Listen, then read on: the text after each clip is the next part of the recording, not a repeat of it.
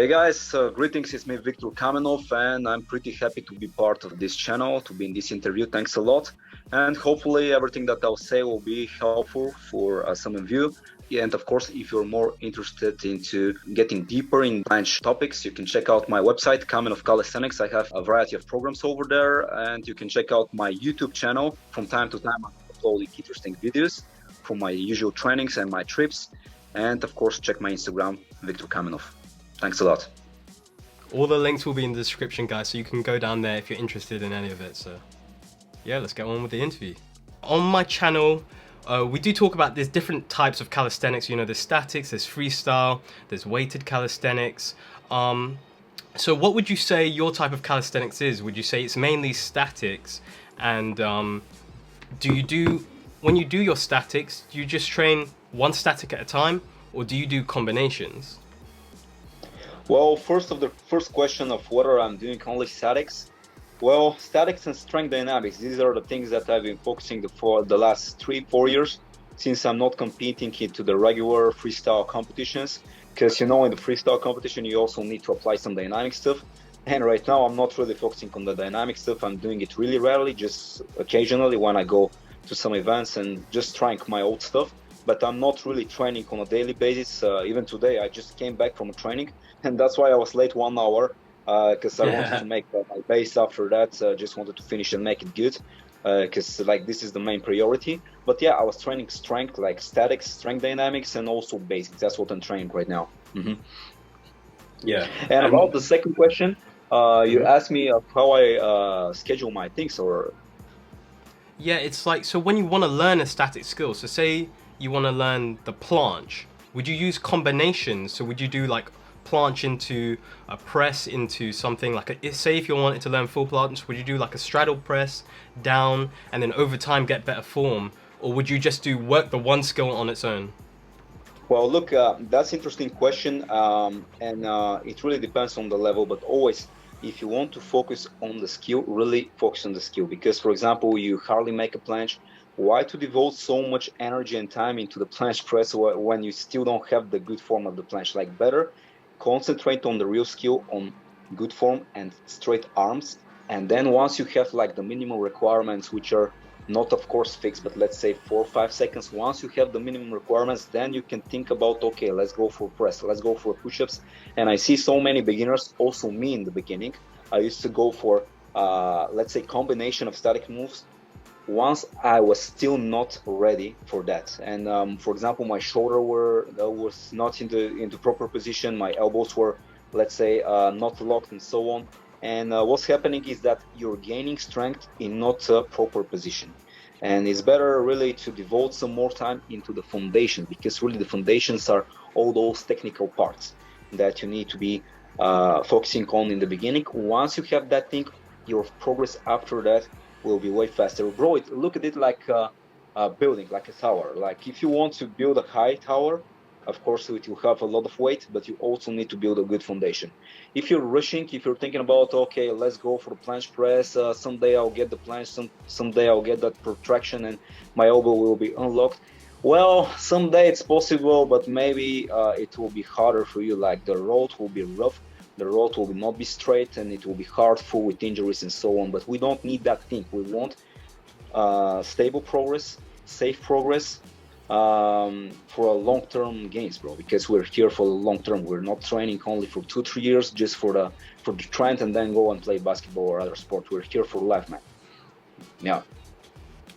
Perfect. Yeah, I fully agree, because yeah, there's little parts of the planche that I started wanting to go towards combinations, but I realized there's so much in my planche that I could improve, like the protraction, just like the little things that you can still improve on. So I'm glad I didn't rush into combinations a bit too early. I'm still working on just getting the planche like as good as I can get it, and then I've already got presses and stuff, full planche presses, but I'm waiting to really get my full planche where I want it to be and then really work on the combinations. So I'm glad you kind of agree with that. Yeah, but also there is the other side of the coin, which is not to overdo the things. Like there is some minimum requirements, as I said. Let's say, okay, you get the 3-4 seconds of a good planche, then there is no need to be aiming for those 20 seconds really.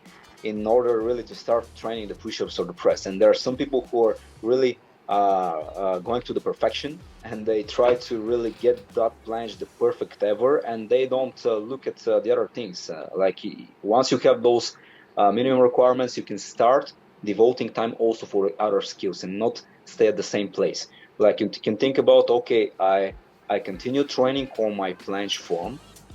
Like I have a day in which I continue training my planche form, my holds with a good form, but then I also continue, but then I also start with press push-ups and other combinations in general. It's the same for not only for planche. I'm talking about front lever, all the levers in general, like, because the principle is the same.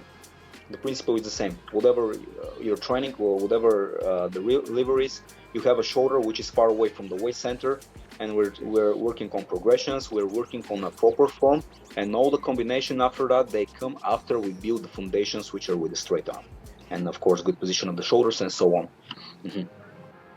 Okay, perfect. How do you prefer to train? Do you prefer to do a lot of max effort attempts and then really, try to learn a new skill by just doing the attempts?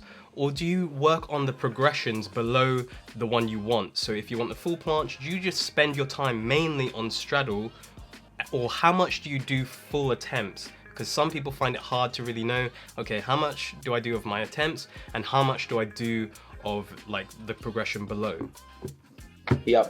Okay. So here it really depends on the level, but I always say to my people who I'm coaching, like, bro, go for a variation that you can hold for at least 2 seconds, because if you can hold it, it means that you can apply control. It's also a mind work. It's not only go for it and hold it, because maybe you can go for a full planche, but it will be around 0 seconds and you have not enough physically the time to control it.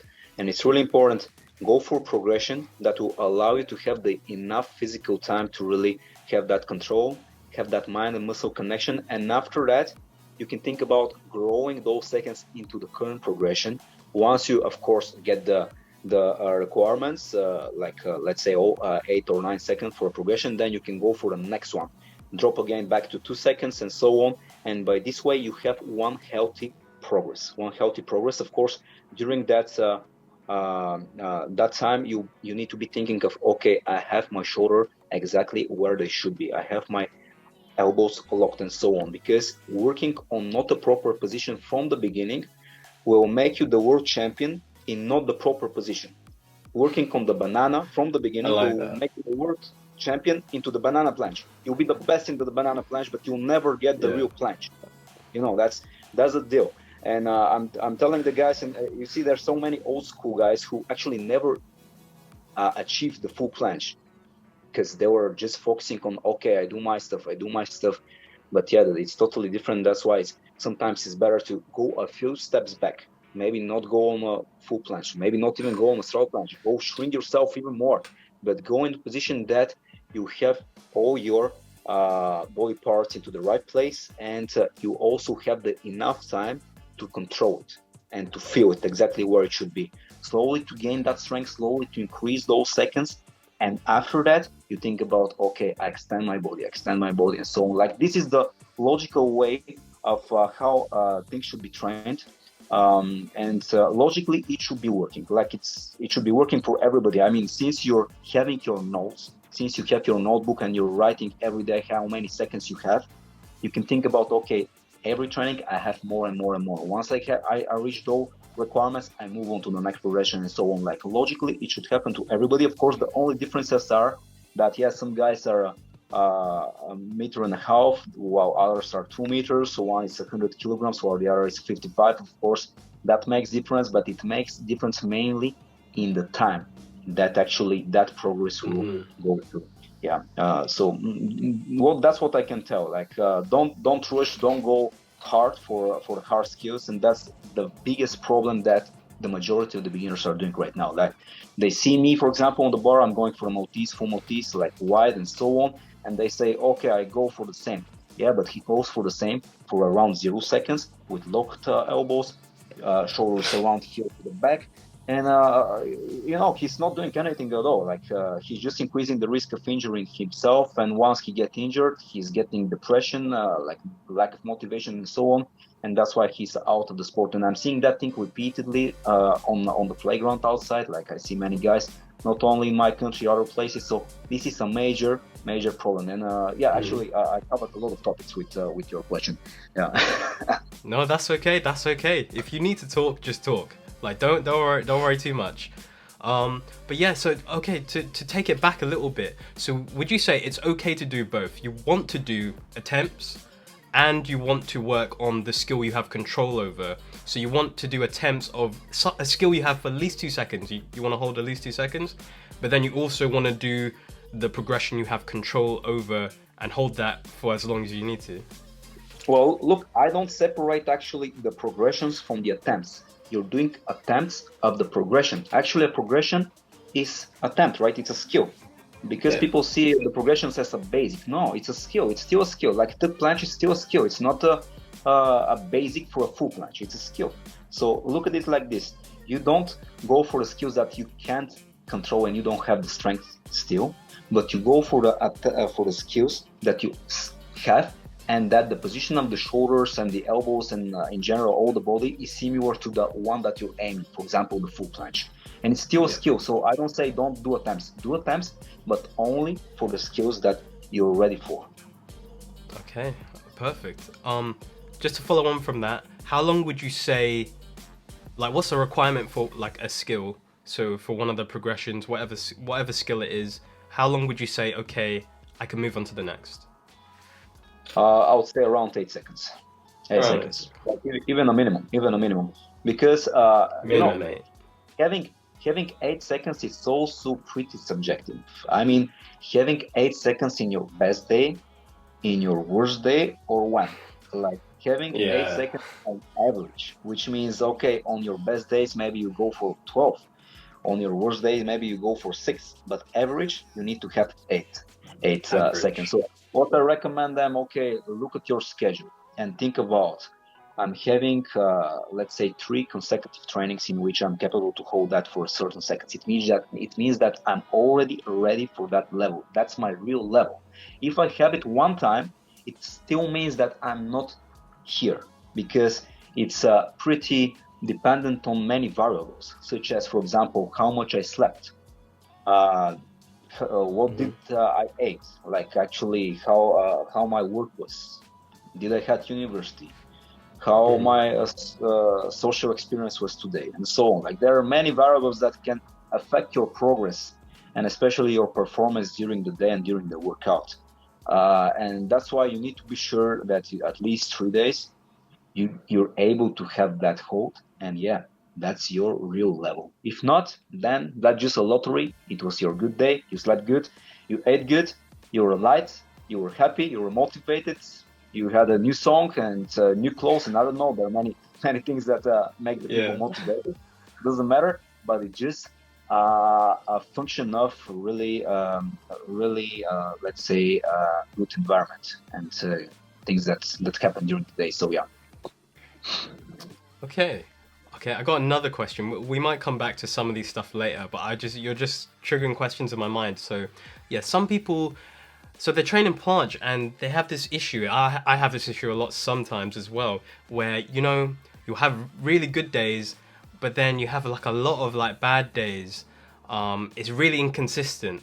So you can't really, maybe you have a training program, but I know some people don't even have a training program, but then they try and do the planche and they're like, oh, I had it 4 seconds last time, straddle planche, but now I can't even hold it.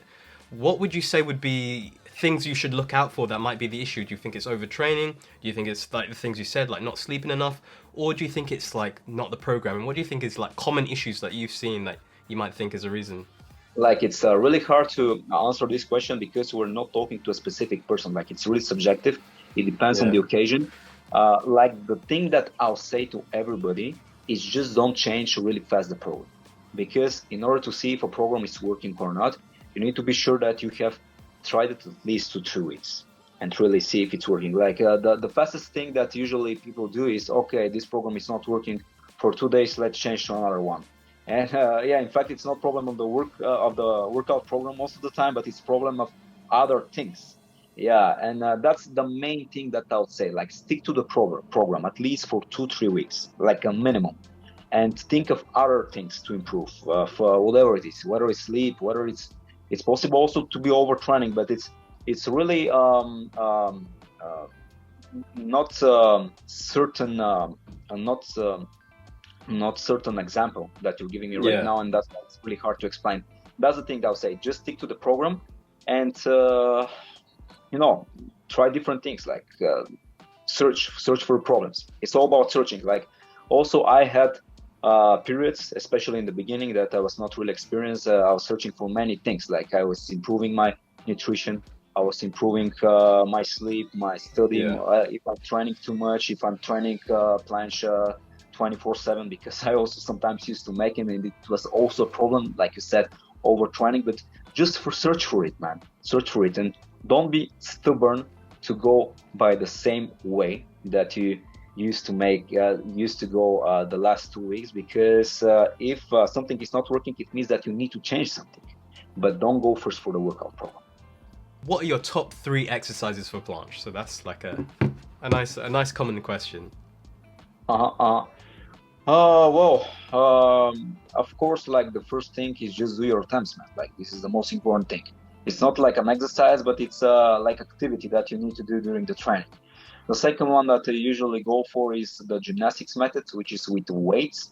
And currently in the summer, I'm not going that much for it since I'm training outside. I don't have the possibility to use weights, but in the winter, I train usually in the fitness in place where I have the possibility to use weights, and I go for weights.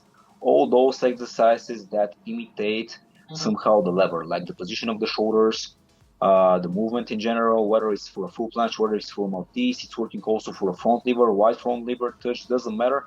It's working for everything. Like, you just need to think about, and there are a lot of exercises that you can imagine and think about using weights. And yeah, third one is resistance band. Resistance. I'm working a lot with the resistance band, even recently. Like, probably 16% of my workout is with the resistance band for a lot of skills, especially for the new ones that I'm learning on the skills on the rings.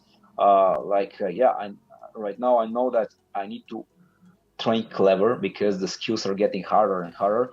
Yeah.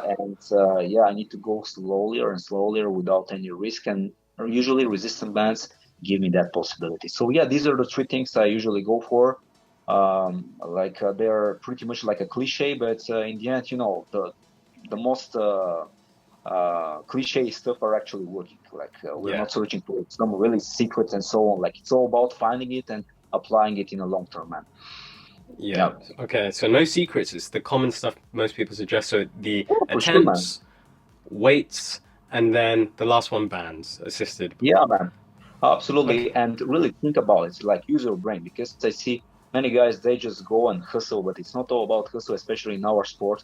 Our sport is really technical. And I'll even recommend use less hustle, but more your brain. Use less music and drop, but Yeah. go on a silent and use your brain, put your phone away, look at your position of the shoulders and everything, because you can really get fucked up, like, from not a good Yeah. performance of the skill. So really use your brain. That's the thing. You can really invent many exercises. Like, just imagine, like, many of the exercises that I'm training in right now, nobody told me. Nobody told me. Like, which I'm just thinking about it. Okay, how I can make an exercise with dumbbells that can imitate somehow, let's say, the Zanetti press or the Balandin, or I don't know, on the rings. But it's all about this. And the next thing is be consistent. Like, again, another cliche, but be consistent. That is it. Like, I'm consistent for 10 years. It's working. So that's the key, man. That's the key. Like, change sometimes the path, but have always the direction. Yeah. No, it seems like it's working really well. And I'm glad you mentioned that. Like, just thinking, okay, what's the issue? Think, oh, what's the exercise that fix that issue? Like, kind of becoming your own coach. That's something I'm glad that, like, I started doing it, like, when I was becoming intermediate to advanced. When I had issues, that's what I'd really try and think of. So I started doing exercises that I didn't see anywhere, but I would just do them and it would help. So yeah, I'd say, yeah, for some people, if they think they have a specific issue and they feel like that's the issue, then yeah, just try and think, okay, what's the exercise that I feel like will work that area more? Yeah, I think that's really good advice. Okay. Yeah, would you, but every session, would you do attempts? Like every one? Or sometimes would you not do attempts? Well, look, that's one of the mistakes I used to make. For example, every time on every training, I go for the same attempts and so on, and even going too much with the planches. Let's say 5 times a week, 6 times a week, and so on, and every day doing the same thing. And firstly, you get physically tired, and secondly, even more important, is you get mentally tired of doing the same thing. So I would recommend, like, okay, sometimes it's less is even better. Less is even better. It still depends on what skills you're talking about. But even right now, I'm thinking about not exhausting myself mentally with some skill. Let's say if I'm learning something on the rings, I'm not going for more than 3 times a week because I'm getting tired mentally. And the fourth time when I need to go, maybe physically I'll be still okay, but I want to do something else. And naturally, I feel I need to go for another skill, and it's better to use that energy, natural energy of wanting something else, wanting variety of things, and use it for another skill, and you see how actually the training will go way better. But for a beginner, I don't recommend really going every time for attempts. Let's say planche only attempts and so on. You can go for some basics. You can go for handstand stuff. You can go for it's really important, the basics, the normal basic. I see the beginners, they just skip the push-ups, pull-ups, dips, muscle-ups, and so on. They just skip it, and these are really crucial for the progress. Like how is that possible? You're not able to make, let's say, a normal dips, 10 dips, like with a in the end pushed position of the shoulders, and you're aiming for a straddle planche. Like it's something is missing, man. Like you need to build a foundation, as I was talking about, in order to have really a stable progress in the long term. Yeah. On my channel, a lot of people are stuck on the advanced tuck planche. So a lot of people are trying to learn that, doing attempts, but not getting very far. So what would you say would be the best exercise for advanced tuck planche, or for people that are stuck with it? You mean they go for advanced tuck, and after that they hardly make the straddle planche and so on, right? Yeah, like they're trying to do advanced tuck, but can't hold it very long, or bad form, very bad form, and not improving.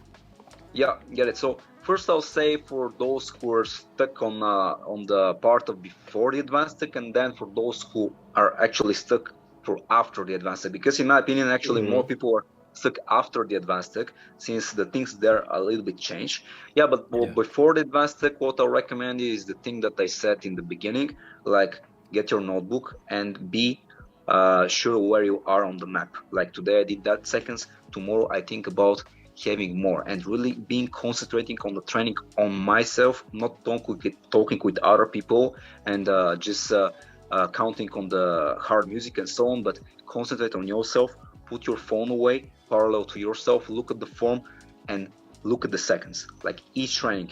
And you're aiming, of course, every training to have at least 1 second more. Like even half a second, even 1/3 of the second is still a celebration. Like it's still a progress, man. You need to be happy with that, and always aim for more and more every training. It's sound, let's say, really obvious, but in fact, many athletes, they don't do it. Like they're just not aware of where they are. They're not following their progress. They don't know what they did the last time and what they need to do that time. So that's one of the main things that I'll suggest them. It's not only for advanced tuck, it's for all the planches after that, and it's even more important after that, especially those little steps that you need to go for. Of course, you have some days that you go down, you go up, you go down, you go up. Like you have one perfect line of the progress that you need to be following, right? But you're never there. Like that's just the imaginary line that you want always to be there, but you're always somewhere around. But in the end, like average, we want to be going up. That's what I can say. That's for those guys. I mean, and also do your basics, do your push-ups, do your dips. Even though they're, let's say, for beginners, they will help you a lot. And if you still can't make 15 dips, it means that something is wrong over there. Like you have some foundational problems that you need to go back and you need to work on them. Maybe your shoulder is weaker than other parts of the body and so on. And for those who are stuck after the advanced tuck, that's in my opinion more common seen, especially in my clients.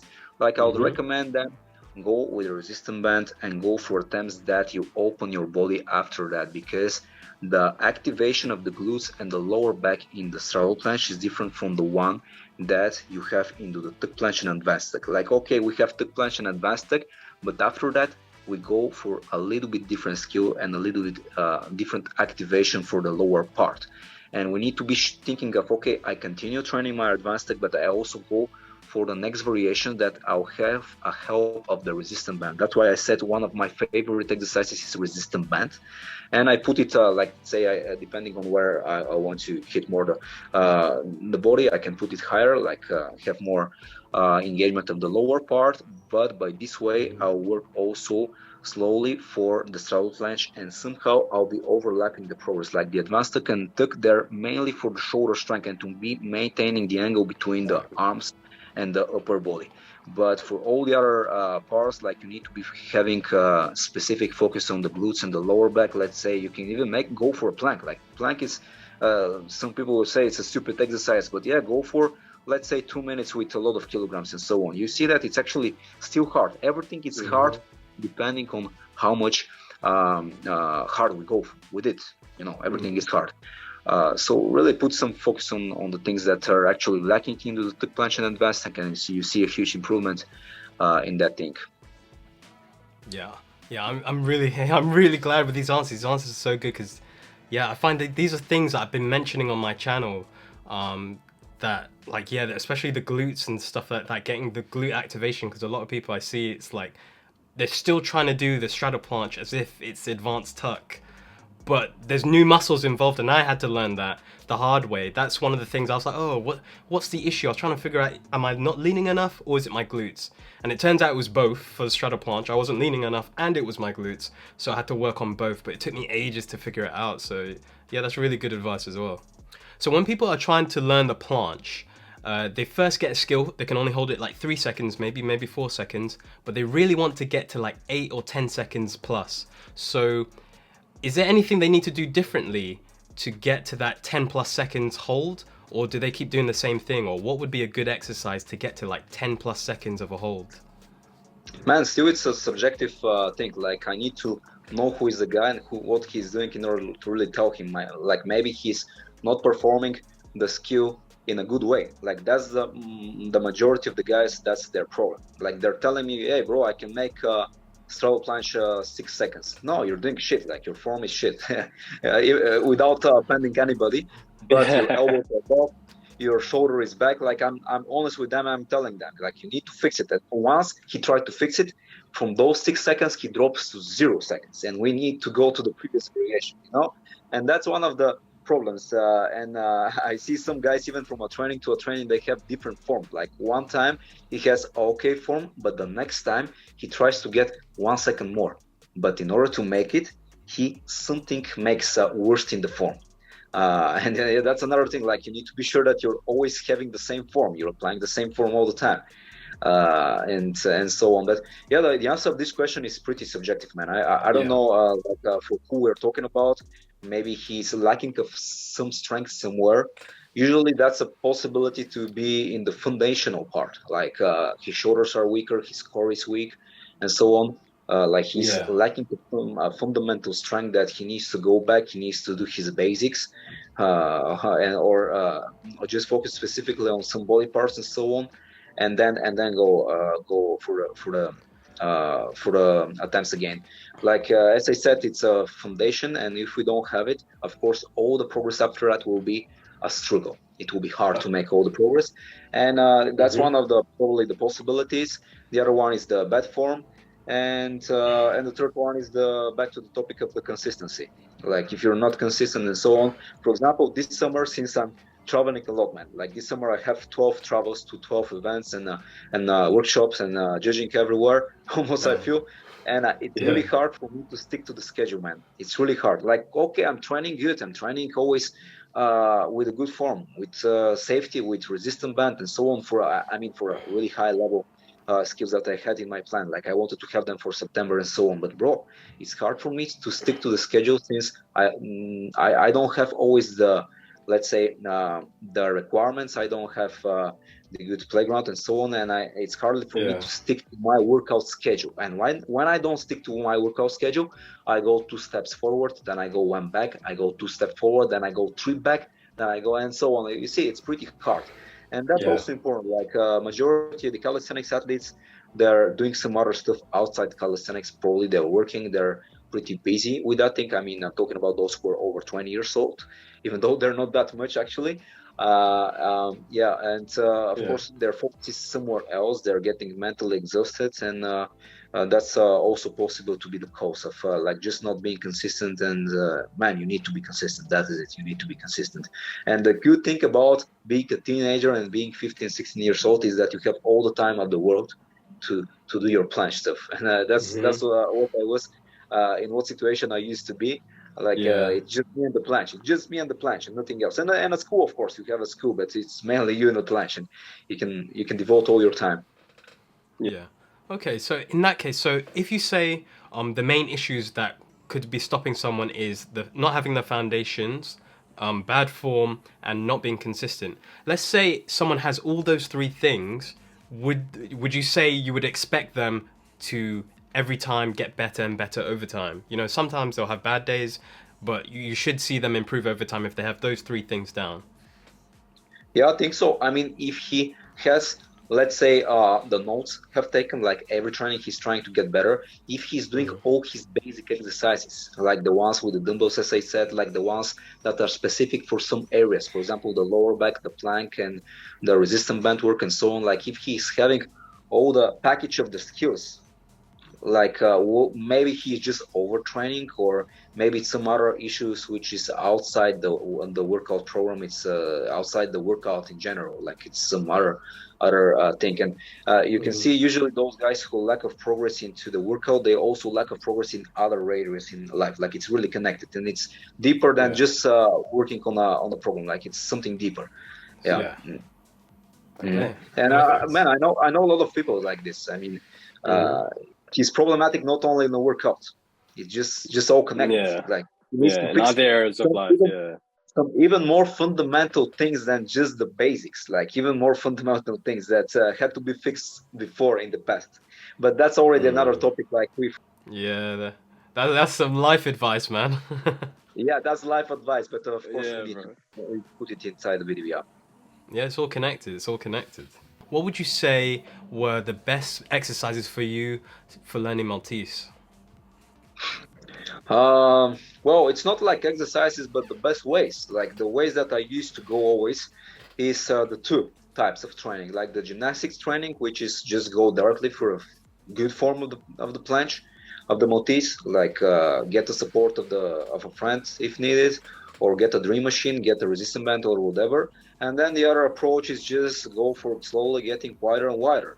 From a straddle planche, get wider and wider and so on. And I was the guy who combined both of them, because I was training also in a gymnastic gym. I'm not a gymnast, but I was training there. So I had a lot of contact with gymnastics people over there and coaches, and I was just going there to steal information. So, So I was going for the street way also when I was outside, but also I was combining it with the gymnastic way and really made it efficient.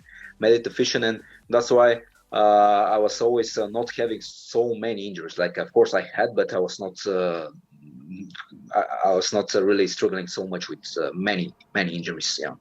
Yeah. Okay, so following on from that, so on my channel recently I started talking more about gymnasts because their training, I really like the way they train because it's really structured. They're really working the things that a lot of people neglect in calisthenics. So that's why I try to bring up gymnasts a lot. So like, what other skills besides using dumbbells, so a lot of gymnasts are using dumbbells, are there any other exercises gymnasts are doing that you think more calisthenics people really need to be doing?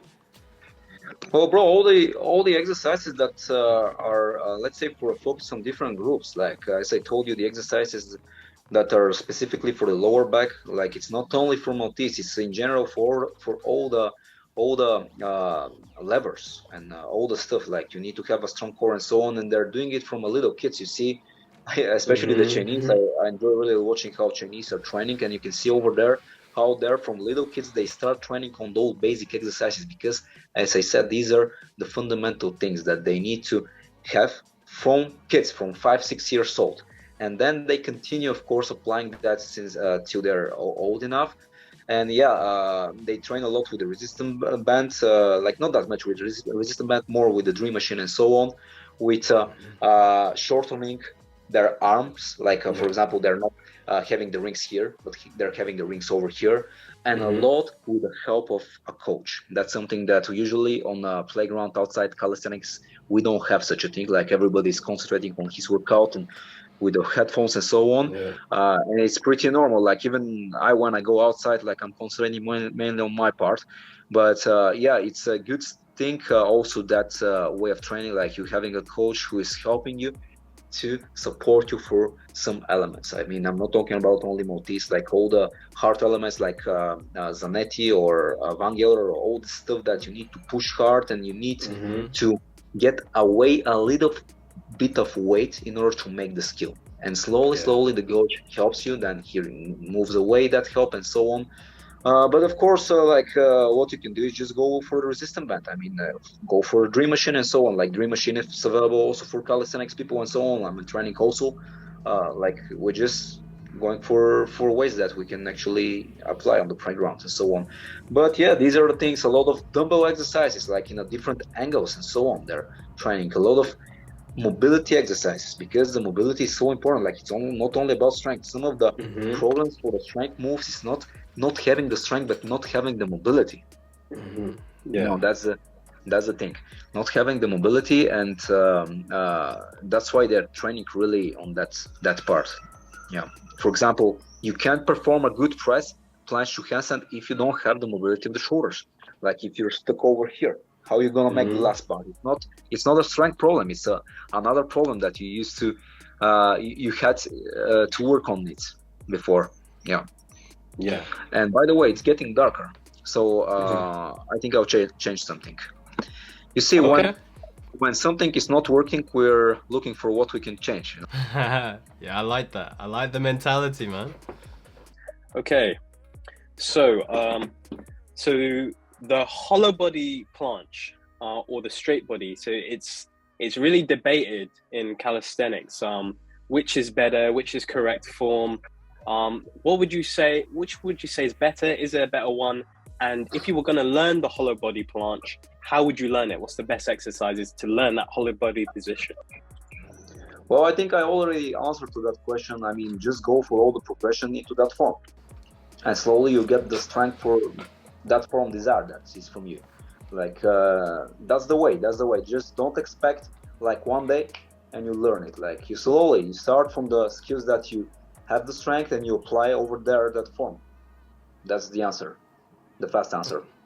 Yeah, and which do you think is better, straight body planche or hollow body, or is there one that's not better than the other? Well, bro, it depends on what you mean by hollow body and a straight form. Like position of the shoulder, or engaging all the back and the lower back and so on. It depends on what you mean by the terms. Yeah, I'd say like exaggerated hollow, so not curving the spine but really rounded, so the back's almost flat. But then there's another one where it's more like a gymnast. Well, look, I'll give you the differences. For example, in the gymnastics, all you need to do as a gymnast is actually to have horizontal body. That is it. Whether your shoulder is here or here or here, it doesn't matter at all. Like that's much. Like you need to have straight arms and horizontal body. Of course, not bent elbows and so on. But in calisthenics, it's a little bit different. I mean, of course, everybody's is making it by his way, and everybody is protecting his way of doing it. It's totally normal. But we still don't have any regulations. Like, and in the end, you can't say which one is better and which one is worse. Like that's really important to say to the people. I mean, whenever I teach them in the workshops or in the online coaching, whatever, I don't tell them that's the only way that it should be done. Like it's not written in the constitution or any other place. Like I teach them the way I usually go for. And I'm totally I'm totally fine with the hollow body. I don't really like just the straight planche, especially because you have the possibility to lock yourself, like touch the chest with the triceps and so on. It's things that I don't like, and as a judge, I always look at those things. Like these are little things that many judges I see that they don't look that much, but for me that's really really important. Yeah, about my form, what I'm looking for is like having the shoulder following the wrist. You see, the shoulder is around the lower contour of the body, but usually I don't go for overexposing whole body. I'm just telling how I perform it and how I perform all these and other things. Like, yeah, I have my shoulder forward, like it's protracted and depressed. It's following the wrist, but I'm not engaging all my back. And if I want to have a height of a planche, like you see, height of a planche, I want this height to be coming only from the angle between the upper body and the arm, but not from engaging also the back and artificially making it hard. But this is my way, as I say. Like everybody's doing it a different way. Like I'm just explaining my technique. Your way. Yeah. Okay. So overall, you say if you want to learn hollow body planche, you just need to train specifically to activate the muscles for hollow body planche and do it the same way. Yeah. Perfect. Okay. Bro, it's in general, like in all the skills, it's like this. Whatever you try to go for, like you think about going the smart way, and the smart way is think about, okay, I go for easier variation, but I want to keep the same muscles by the same way that I'm aiming to go for. That is it. Okay. This is one. I'm just interested to think what you think of this. How important do you think building muscle is for calisthenics? Because there's some people that are a lot younger. They're starting 16. They haven't built a lot of muscle yet, but they're starting into calisthenics. Do you think they should focus more on building muscle first, and then going into calisthenics, or how important do you think muscle is? No. I mean, calisthenics and all those skills are not mainly and only for a muscle. Like you're working also on your tendons and so on. And if you see in the gymnastics somebody with a straight arm, he's also applying a lot of strength on the tendon and so on. But yeah, it's important to have some muscles, like all those fundamental things that I said. But it's more important to have general strength, not only your muscles, but in general, that it's something that you build exactly with those preparation exercise and so on. Like if you see me, for example, right now, yeah, I'm stronger than I used to be 5 years ago. But 5 years ago, I did 36 seconds of full planche, which was the world record. And I was skinny as fuck, like I was 15 kilograms less. You were light. And I was lighter. And if I get buffer, it's because I went to the fitness and I went to my nutrition and so on. It's not because of the planche and so on. But it also didn't affect me so hard into the planche because I used to make it gradual. Like for those 3-4 years, I made it pretty gradual. So fast answer, like yeah, it's important to have, of course, a good muscle condition, but not having a great size. Like that's not important. Like having overall body strength and overall good condition that you can build with those basic exercises. Okay, so when you're doing your programming for either other people or yourself, do you think a lot about intensity? So how hard the skill is going to be? Like, do you work with that, or how do you usually program? Do you just think, they should just do the hardest one they can do, or how do you work with intensity?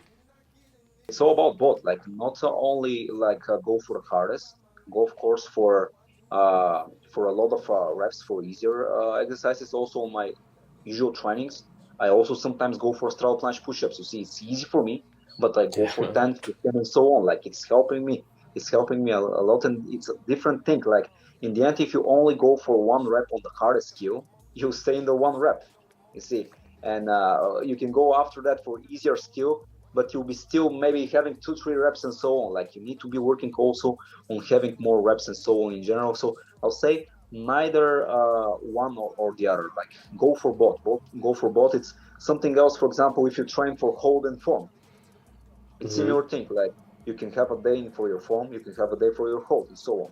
Like these are the things. Like but of course it depends on also how your goals are. I mean, if you have other skills, I mean, if you have a lot of skills and you want to bench press, you want to squat, and you want to have 50-kilogram muscle up and so on, of course it's getting hard to make a training program. Like okay, if you go only for a planche and front lever, yeah, we can manage it, but that's why the hardest thing is to be the most complete, because your training cycle becomes longer. Like you can't put everything in those 7 days, but you need to increase it. You need to have 10 days, you need to have 12 days or so on, and then you have more space between training and training, which leads to slower progress and so on. Yeah, but fast answer to your question, go for both, man. You need both. Yeah, okay, that's good. We've been talking about this on my channel, more about volume and intensity. And yeah, the answer was like you kind of need both. One helps the other. You can't only do one or you kind of get stuck. So when you're doing sets for the planche, how many sets do you know, like, do you need to do? Like 5, 4 until you're tired? Or like, how do you know when the sets are enough and that you're not fatiguing yourself too much? Well, it depends also on for what I'm training. I'm training for a competition. I'm training for myself. I have days in which I just do it for filling the activation. And in these days, I go only for 3, 4 attempts, and I put my phone away. I don't even hold it for that long. I'm holding it for, let's say, 3, 4 seconds. But I'm thinking about, okay, I activated really good, and I'm okay with having less attempts. But of course, if you're going for a competition, and it depends also what is the competition, of whether it's the world championship where you do a few planches and a lot of freestyle, or you go for some static competition that you need to be really going one after another, a lot of attempts and so on. And if of course you go for such a competition, yeah, you can go for a lot more attempts and you can put less rest between them. Yeah. So it really depends in the end of what your goals are. Like usually, right now I'm not training, so I'm doing something like around 15 to 20 attempts of a skill. But honestly, I feel like I can go even for a 100. I'm just stopping because I'm evaluating my time. Like I can't go for all the day. Yeah. So I'm just stopping once I reach the limit of the time, and I say, okay, I need to go do something else because it's too much already. So that's my current case. Yeah. Yeah. Okay, so it depends on your goal. So depending if it's a competition, if it's just for activation, then maybe you do more, maybe you do less, maybe you change the rest. So it depends. Yeah. Yeah. It's always like this. It depends on the person, and that's why in order to really be accurate into the answer, I need to have the personal contact of a certain guy and really see what his goals are, really see where he's right now, of whether he has some fundamental mistakes that we need to fix them first, and then we think about doing more sets and reps and so on. Yeah, but it's all about personal contact and subjectivity.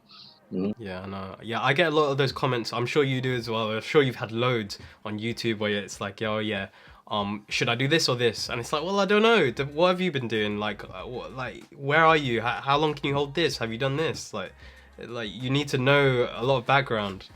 And also, some guys are not cool when you say it depends, but it always depends. Like it's normal. Yeah, like if I say something for a certain, I'll make a mistake because it will be okay for one guy, but it will be not okay for another guy. Yeah. I don't know if you can make a general rule for this for just the general person.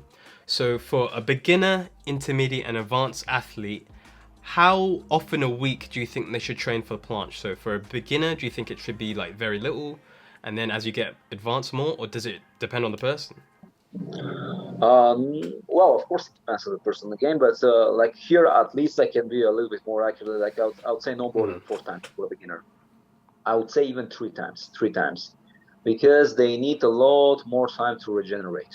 I mean, after even a few tech planches, they're fucked up for 2 days, and we need to have that in mind. And I would say 3 times a week for a total beginners. For intermediate, 4 times a week, and for advanced, man, you can go for 5 times, but like still something between 4 and 5 times for mental health. I would say not even for physical health, but for mental health, because doing the same thing day after day, like I used to be doing that when I competed, man, it's fuck your mind. Like you want something else. It's totally normal. So I would suggest less is better than just go for a lot and kill yourself and so on. Yeah, it's a lot of hustle and a lot of work, but more about applying the right strength and the right amount of let's say work, because you need to be thinking about the things, not only going crazy and not only push, but think about the things. Yeah. Okay, just following on from that a bit, because this is something not a lot of people talk about, but mindset. You mentioned a bit about mindset, you know, being repetitive, how that can affect your mindset. Do you want to talk a bit about like what your mindset was when you wanted to learn the planche? If you had the right mindset, or was it the wrong mindset? Well, it was the right mindset because like I felt I already have it. I mean, it's the right mindset for everything in life. Like you need to feel that you already have it and you have it. And it's the same thing we can apply for a skill. It's the same thing you can apply for a competition, like you're on a championship and you feel that you want it and you want it and so on.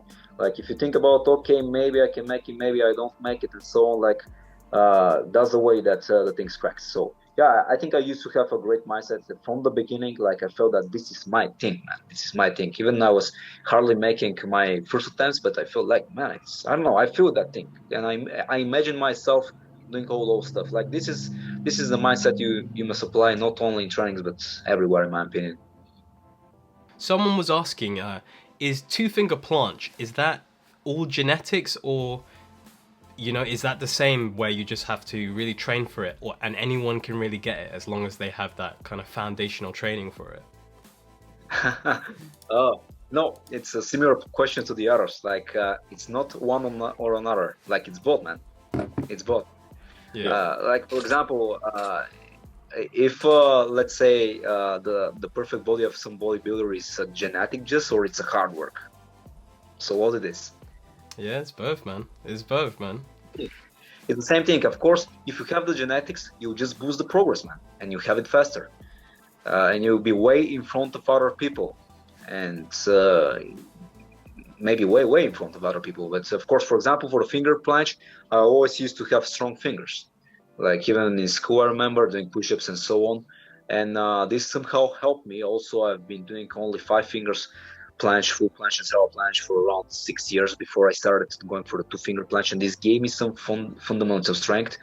And it's a lot of you see, there are actually maybe there are actually 2 variables, like how strong you're genetically, and then the other thing is how hard you work, and actually they are just overlapping those 2 things. Yeah.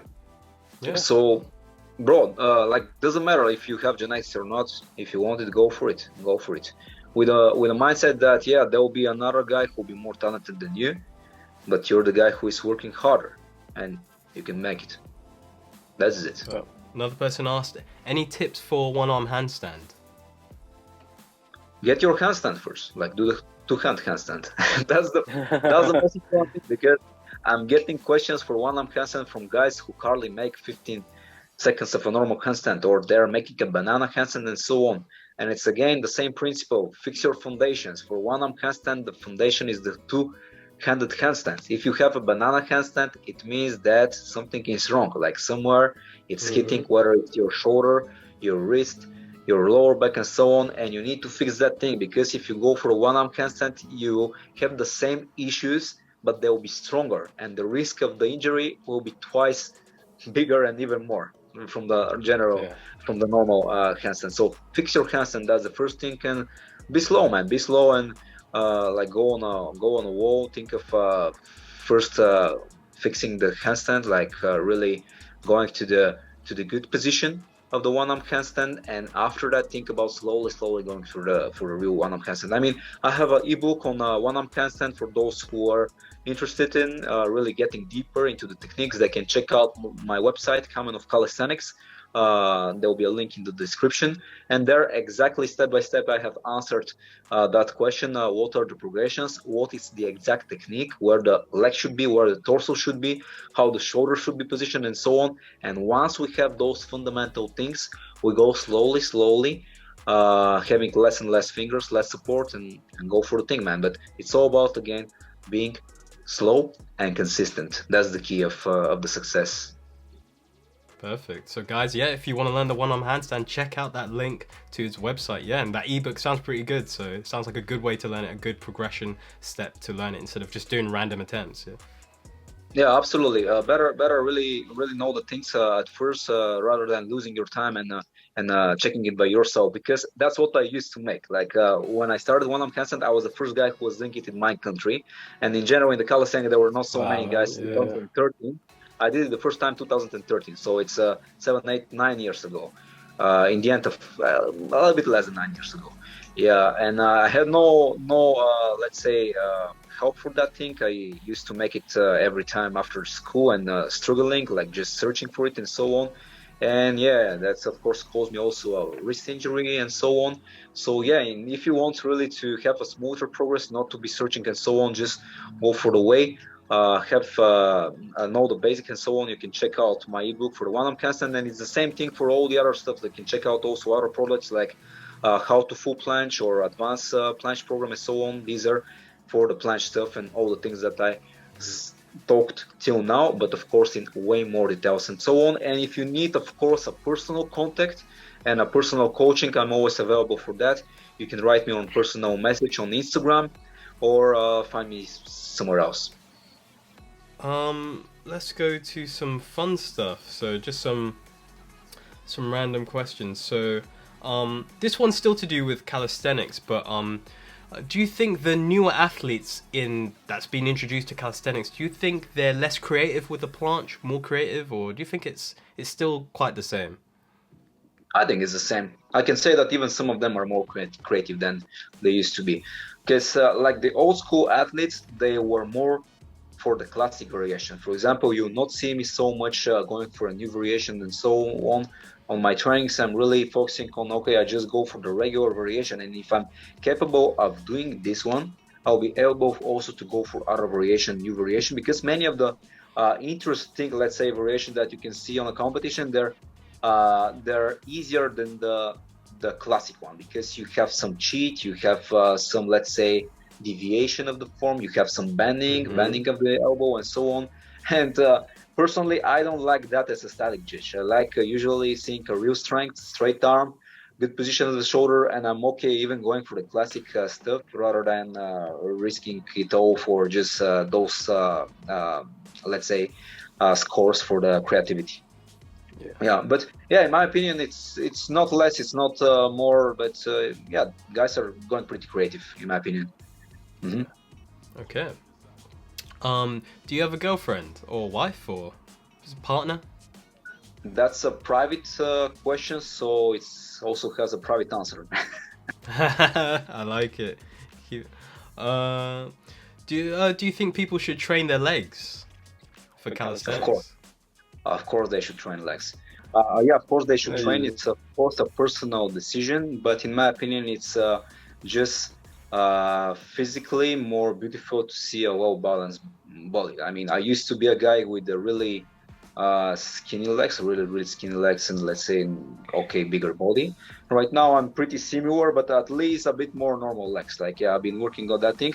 But for a competition, it's not that important for me. Like, the most important is go for the planche, have a good form of the planche. I mean, if I'm judging or if I'm looking at a guy, I'm not saying, okay, hey, this guy has so strong legs and he's doing the best planche. Okay, congrats. No, like I'll go for the guy with the skinny legs but with the crazy statics. But yeah, in general, I think it's a good thing. Also, there are some studies that if you also train your legs, you're in general increasing your testosterone and so on. So yeah, there's also other benefits that you can search for, and you see many things about it. Yeah. Okay. Next question. How do you spend your time when you're not doing street workout? Like recently, I'm a lot of working for a university because I had some project and so on. Yeah, actually, like the last three weeks I finished about it. Yeah, in general, like when I'm not training, I'm editing videos, I'm doing my online coachings, I'm working on my programs, doing all those organization stuff with all the travels, because as I told you, this year I have a lot of travels and I need to organize all that stuff with organizers and so on. Work on my university, because also the work over there is pretty big. And yeah, of course, helping the family, like family business and so on. So yeah, there are still a lot of stuff outside just so on. Yeah, outside the calisthenics. Yeah, for sure. Yeah. And did you say are you studying at university or just helping them out? No, I'm studying. Yeah, you're studying. Okay, what are you studying? Architecture. Architecture. Wow. Okay. How's that going? Yeah, it's so fun. Like next year, I'm getting the paper. Oh, nice. Yeah, yeah, even less than next year. I mean, pretty soon, like in half a Yeah, a year. couple months. Yeah. Yeah, Okay, yeah, yeah, nice. yeah. Do you have any other hobbies? So, or any other sports, any other hobbies that you like doing? Golf, maybe? I don't know. Yeah, hobbies like yeah. Recently, I went back to Rubik cubes. I used to be crazy for your Ah, Rubik cube before going with calisthenics, and yeah, I was pretty happy that I still remember the moves and so on. But of course, I'm way slower. I'm way Yeah. slower, but I'm trying to beat my full planche record of 36 seconds for 4x4 Rubik cube. I'll see if I can make it and so on. Yeah, but also like I like drawing and like also going sightseeing, like going climbing mountains and so on. These are things that I also go for when I'm not doing calisthenics.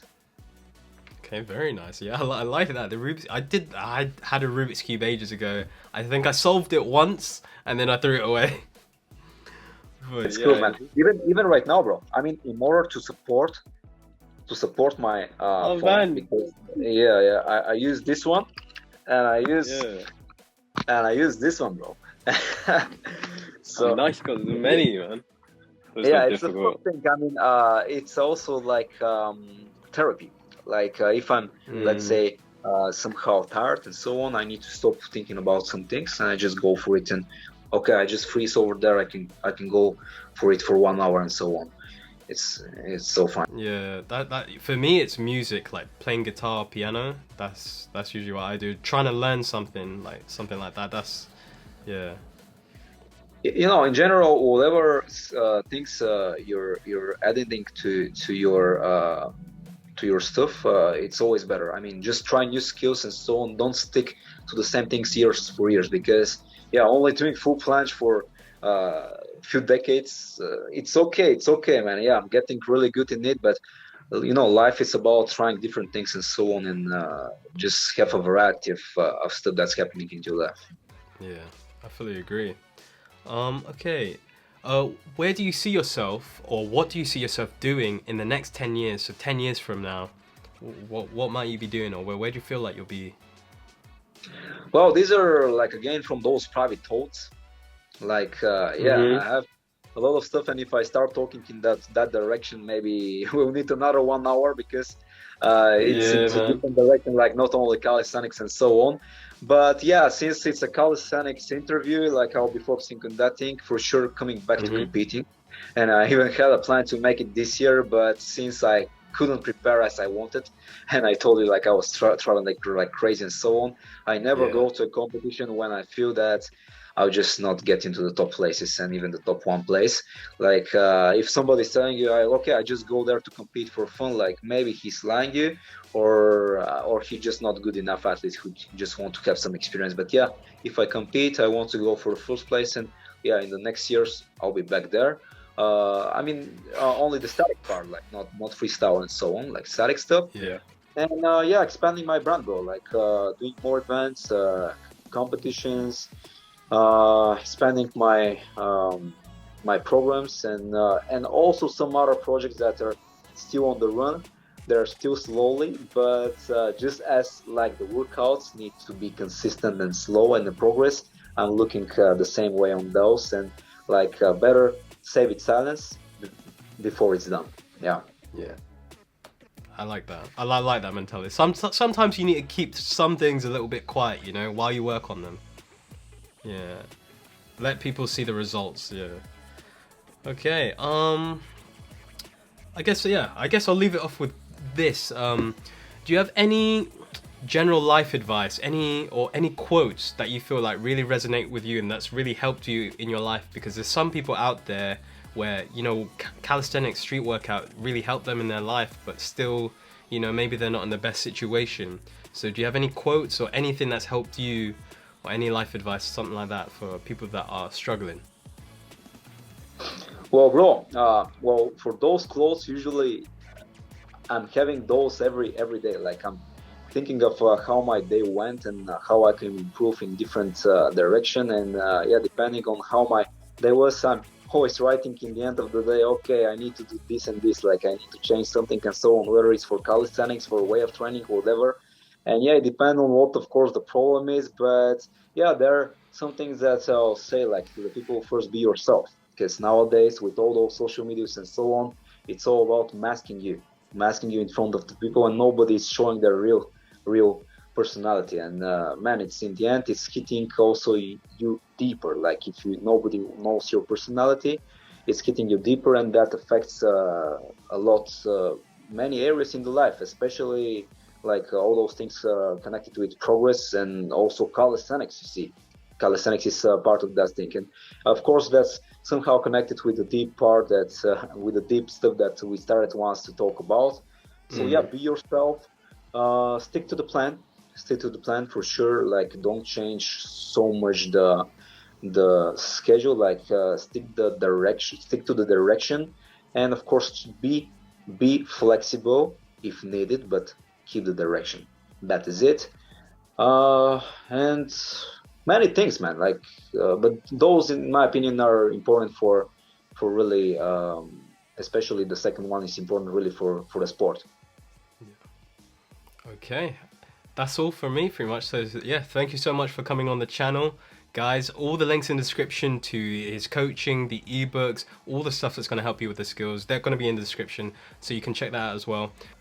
Okay, man. So thanks a lot really for the interview. It was fun. Yeah. I am open for such a conversation, in the end, it's all about sharing experience, and yeah, hopefully it helped a lot of people. Yeah, I was not really pretty certain in my answers because many of them were really subjective, and it depends on the occasion.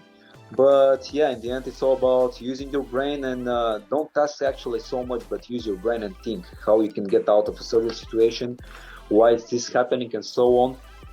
And of course, if you really need help, go for the right people and contact them personally. That's my advice. Yeah. Thank you so much for doing this. I really appreciate it. I'm going to let you go before I take up any more of your evening. So yeah, thanks again. Guys, say thanks down in the comments, send him messages, and yeah, DM him if you need any coaching or any help. But yeah, thanks again, bro. Thanks, man. All the best.